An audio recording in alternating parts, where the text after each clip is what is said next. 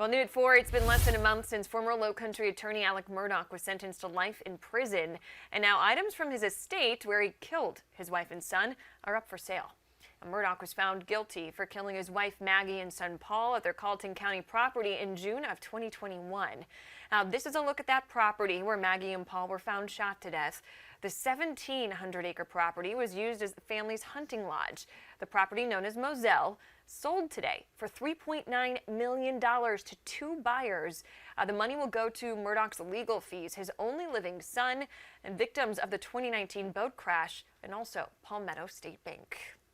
But the items inside that home are not part of the sale. They're up for auction as part of a court order. And Grace Runkle live in Pembroke, Georgia for us right now. This isn't far from Savannah, where that auction is happening. And Grace, what are some of those potential bidders telling you today?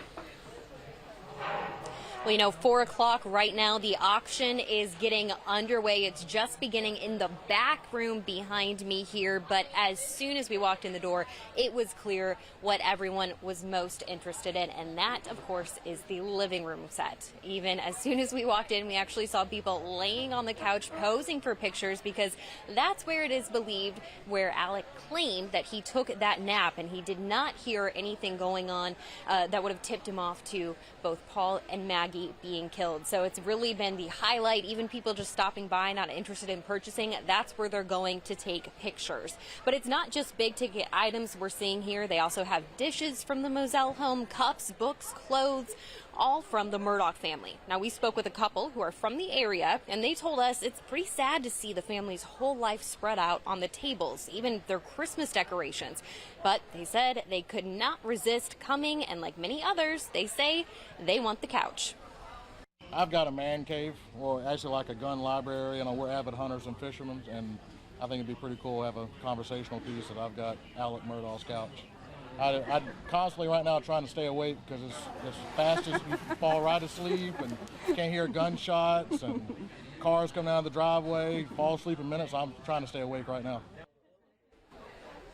Of course, that's where Creighton Water said Alec Murdaugh took the fastest nap in South Carolina history. But there was one item that kind of caught our eye. It's a poem called The Man in the Glass. It's a kind of a long poem, but it's basically about how you can fool the world, but not yourself. And the last line is, your final reward will be heartache and tears if you cheated the man in the glass. So kind of an interesting poem to be hanging up in the Murdaugh family home. And we did actually run into a woman who is a historian for Hampton County and actually very close friends with the Murdaugh family.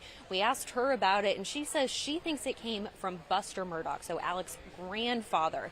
But of course, that's going to be one of the many, many items that people are going to have the chance to bid on, and we'll keep you updated. Again, just getting underway at 5. They move into this room here. So those are the most popular items. I think it's going to get pretty interesting. Tori, Carrie.